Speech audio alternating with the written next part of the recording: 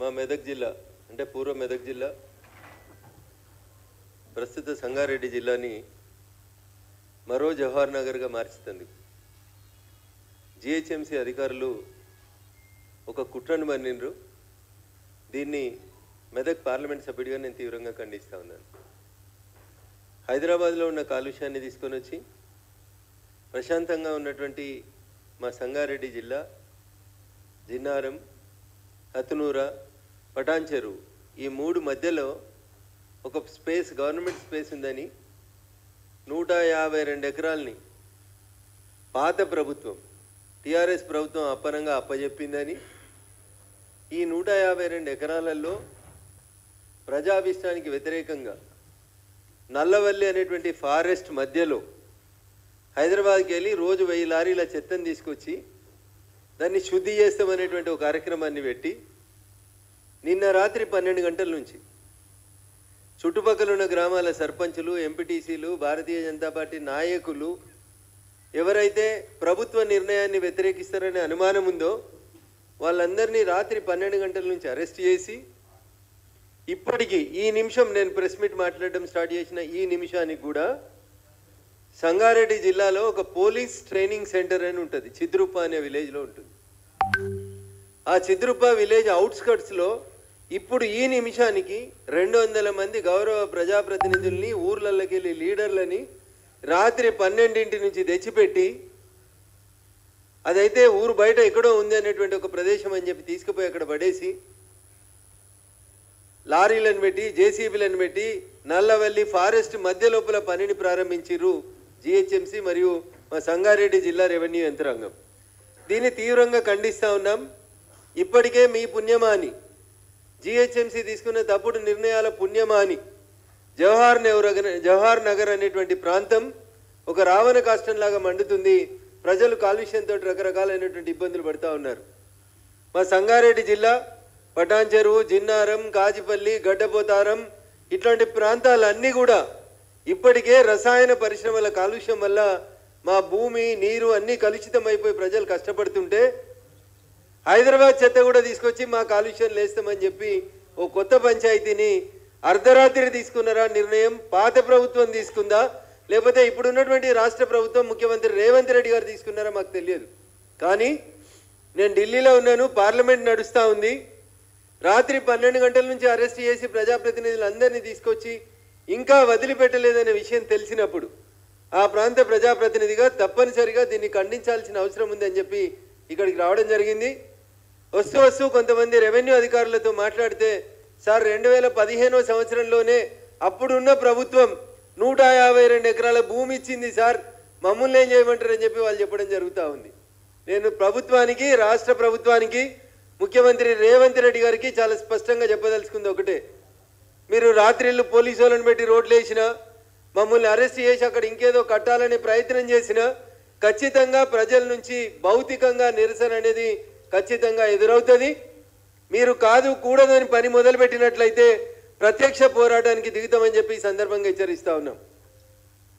నిజంగా మీరు చేయాలనుకుంటున్నటువంటి చెత్తను ఏమన్నా శుద్ధి చేసే ప్లాన్ ఏమన్నా మీకు ఉంటే, జిహెచ్ఎంసీకి నిజంగా చెత్త మీద చిత్తశుద్ధి ఉంటే, ప్రపంచంలో 100 రకాలైనటువంటి కొత్త టెక్నాలజీలు వచ్చినాయి చెత్త బయటికి రాకుండా. మీ జిహెచ్ఎంసీ ట్రాక్టర్ పోతుంటే, మీ జిహెచ్ఎంసీ లారీ పోతుంటే వెనుక సగం చెత్త కిందనే పడుతుంది. వీళ్ళు ఈడికేలి పట్నంకేలి చెత్తని నల్లవల్లి అడవులలోకి తెస్తారంట.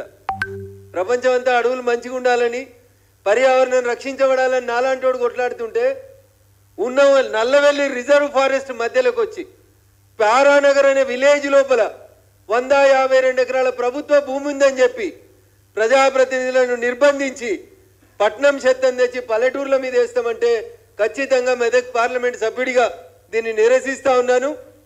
రాష్ట్ర ప్రభుత్వానికి ఈ ప్రతిపాదనని, ఆలోచనని వెంటనే విరమించుకోవాలని చెప్తా ఉన్నాను. నిన్న రాత్రి నుంచి ఎవరైతే అరెస్ట్ చేసిండ్రో వాళ్ళందరినీ బేషరతుగా వెంటనే విడుదల చేస్తారా, లేదా వాళ్ళు ఉన్న చిద్రుప్ప పోలీస్ ట్రైనింగ్ సెంటర్కి మెదక్ ఎంపీనైనా నన్ను రమ్మంటారా అనేది ఒక్కసారి మీరు ఆలోచించుకోవాలని చెప్పి చాలా స్పష్టంగా చెప్తా ఉన్నా.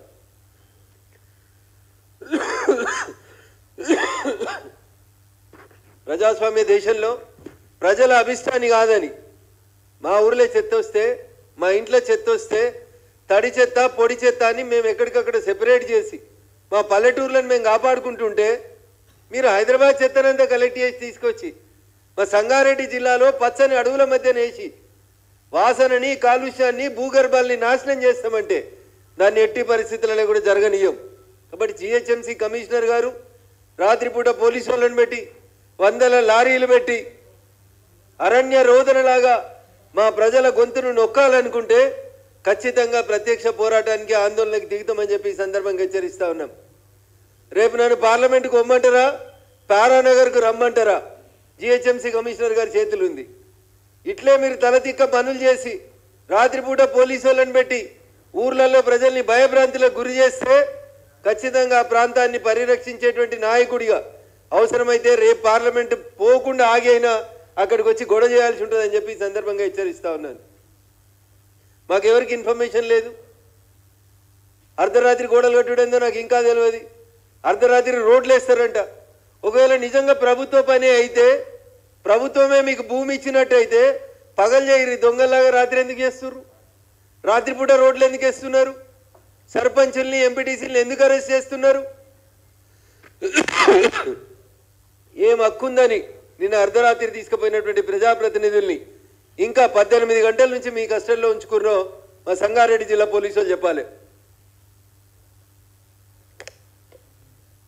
అడిగేటోడు లేడని ఎవడు ఇష్టారాజ్యంగా వాడు చేసుకుంటూ పోతే కుదరదని చెప్పి ఈ సందర్భంగా ఈ రాష్ట్ర ప్రభుత్వాన్ని హెచ్చరిస్తూ మళ్ళీ చెప్తా ఉన్నాం. ఇప్పటికే జవహర్ నగర్ని చూసినాం, వాళ్ళు ఎంత కొట్లాడుతుర్రో చూస్తున్నాం. ఎన్జిటికి పోయిరు, హైకోర్టుకు పోయిరు, సుప్రీంకోర్టుకు పోయినరు. మీరు ఒకసారి ఏసుడు మొదలు పెడితే ఇక దాన్ని ఆపుడు కష్టం. అందుకని మేము కూడా చాలా స్పష్టంగా నిజంగా అది జనాలకు ఉపయోగపడే పని అయితే మేము సపోర్ట్ చేస్తాం. మాకేదన్నా ఉద్యోగాలు ఇచ్చే 2 కంపెనీలు వస్తే సపోర్ట్ చేస్తాం.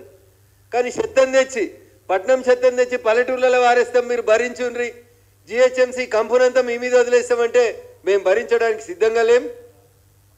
ఇప్పటికే దుండిగల్ ప్రాంతాన్ని నాశనం చేసిరు, జవహర్ నగర్ని నాశనం చేసిరు, హైదరాబాద్ అయిపోయింది, రంగారెడ్డి అయిపోయింది. ఇక పచ్చగా మిగిలింది ఆ పటాన్ చెరువు చుట్టుపక్కల ఇంత అడవులు, నర్సాపూర్ చుట్టుపక్కల ఇంత అడవులు మిగిలితే ఆ పటాన్ చెరువు, నల్లవెల్లి, నర్సాపూర్ అడవుల మధ్యలోకి వచ్చి మీరు ఈ మంట పెట్టాలని చూడడం అనేది మంచి పద్ధతి కాదు. అయ్యా జిహెచ్ఎంసీ కమిషనర్ గారు, సంగారెడ్డి జిల్లా కలెక్టర్ గారు, పోలీసుల పహారలో మీరు వేస్తున్న రోడ్లని, మీరు చేస్తున్న పనులని రాత్రిపూట కొనసాగించేది ఉంటే ఖచ్చితంగా వాటిని ఆపేందుకు ఇక్కడి నుంచి అక్కడికే వస్తామని చెప్పి ఈ సందర్భంగా వరకు చాలా స్పష్టంగా హెచ్చరిస్తా ఉన్నాం.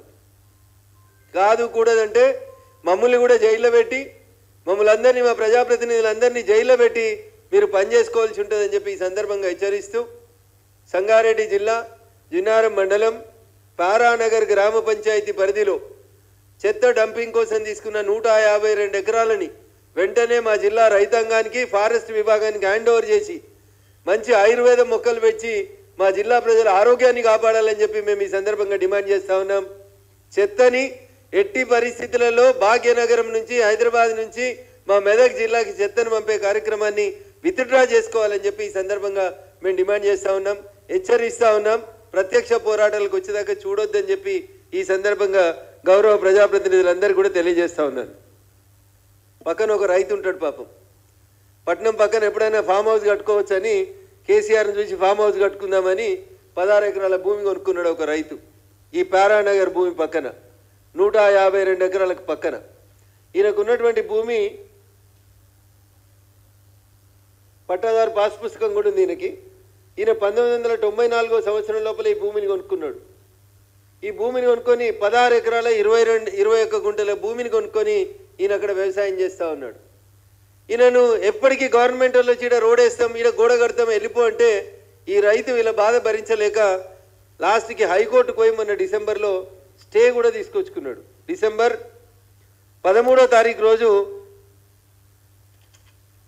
గౌరవ తెలంగాణ హైకోర్టు ఇంజక్షన్ ఆర్డర్ ఇచ్చి అసలు మీ భూమి ఏడుంది, ఈ రైతు భూమి ఏడుంది, సర్వే చేయండి, అంతా ప్రభుత్వ భూమి అని చెప్పి ఎవరి భూమిలోకి పడితే వాళ్ళ భూమిలోకి పోయి చెత్త పోసే కార్యక్రమాన్ని చేయొద్దని హైకోర్టు క్లియర్గా స్టే ఇచ్చిన తర్వాత కూడా ఈ రైతును కూడా ఇబ్బంది పెడుతున్నారు, ఈయనను కూడా అరెస్ట్ చేస్తూ ఉన్నారు. ఈయన భూమి 1994లో కొనుక్కున్న, రిజిస్టర్ సేల్ డీడ్ ద్వారా కొనుక్కున్న 16 ఎకరాల 41 గుంటల భూమిని ఈ రైతుకి ఇవ్వకుండా అరెస్ట్ చేస్తూ ఈయనను కూడా అరెస్ట్ చేస్తూ ఉన్నారు. ఇట్లా చేస్తే కంటెంప్ట్ ఆఫ్ కోర్ట్ అవుతుంది సార్. ఖచ్చితంగా దీని మీద కోర్టు కూడా పోతామని చెప్పి ఈ సందర్భంగా గౌరవ పోలీస్ అధికారులని, రెవెన్యూ అధికారులని హెచ్చరిస్తూ, నిజంగా ప్రజల మేలు కోరేటోళ్ళు అయితే మా దగ్గరికి చెత్త తీసుకురావద్దంటూ చెప్పి ఈ సందర్భంగా వారిని అందరినీ కూడా హెచ్చరిస్తా ఉన్నాను. థ్యాంక్ యూ అన్న.